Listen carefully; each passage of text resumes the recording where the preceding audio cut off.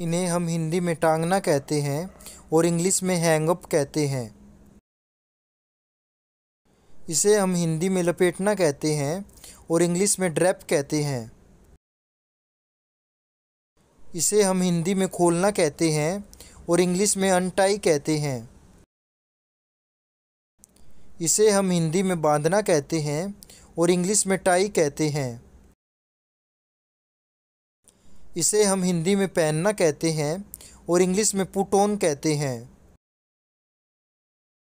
इसे हम हिंदी में अच्छे कपड़े पहनकर तैयार होना कहते हैं और इसे इंग्लिश में ड्रेसअप कहते हैं। इसे हम हिंदी में चैन खोलना कहते हैं और इंग्लिश में अनजिप कहते हैं। इसे हम हिंदी में चैन लगाना कहते हैं और इंग्लिश में जिप अप कहते हैं। इसे हम हिंदी में सीधा कहते हैं और इंग्लिश में राइट साइड आउट कहते हैं। इसे हम हिंदी में उल्टा कहते हैं और इंग्लिश में इनसाइड आउट कहते हैं।